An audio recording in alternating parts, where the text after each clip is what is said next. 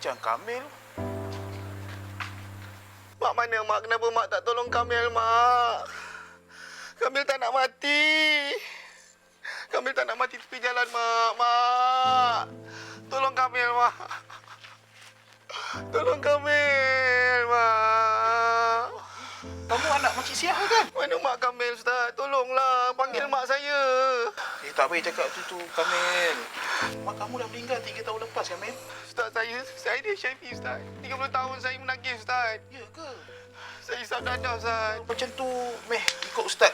Kita pergi Pusat Pemulihan Batu Islah MAIS dan ADK. Saya isap dadah, Ustaz. Kawan-kawan saya semua dah mati, Ustaz. Tak apa. Ikut Ustaz. Saya dia HIV, Ustaz.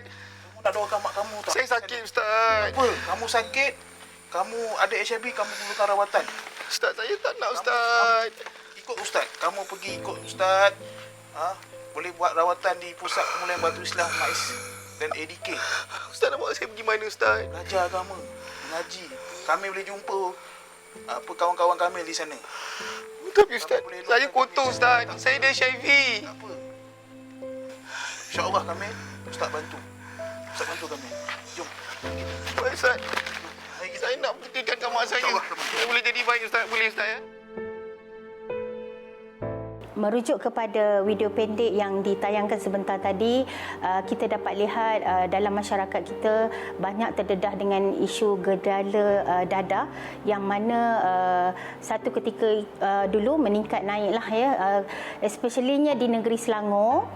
Jadi rentetan daripada itu, Majlis Agama Islam Selangor melalui Pusat Pemulihan Baitul Islah MAIS dan ADK memainkan peranan dalam membantu dan memberikan perkhidmatan kepada bekas-bekas penagih dadah yang mana dia plus ada jangkitan HIV. Antara objektif yang diberikan kepada individu yang berada di luar sana yang terlibat dengan masalah penagihan dadah dan HIV, kita menyediakan fasilitis dan menyediakan tempat perlindungan, rawatan dan bimbingan keseluruhan termasuk bimbingan kaunseling dalam menjalani proses pemulihan yang mana pemulihan tu berkaitan dengan repo, pemulihan pengukuhan akidah, bimbingan spiritual, bimbingan kaunseling, rawatan Islam dalam memulihkan dan memberikan perlindungan kepada bekas-bekas penagih dadah yang ada jangkitan HIV. Kemasukan kita bila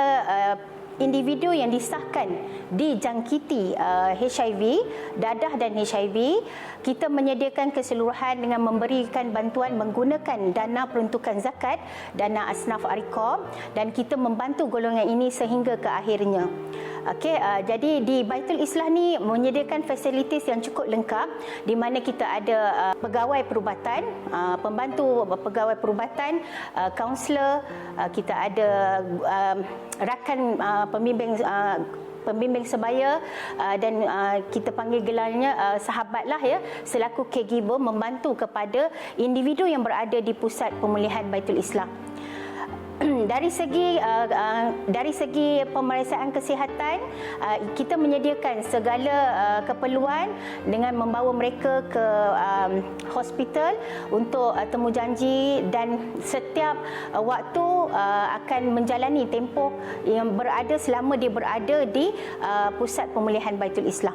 Kemasukan ini di Pusat Pemulihan Baitul Islah, kita boleh melihat bila mana individu itu disahkan bekas penagih dadah dan ada jangkitan HIV, boleh memohon untuk masuk ke Pusat Pemulihan Baitul Islah melalui laporan doktor yang dikeluarkan dan merujuk kepada AADK. Individu yang berada di luar sana untuk mendapatkan maklumat lanjut, bolehlah merujuk kepada laman web kita www.mais.gov.my untuk mendapatkan info yang lebih terperinci. MAIS sedia membantu anda.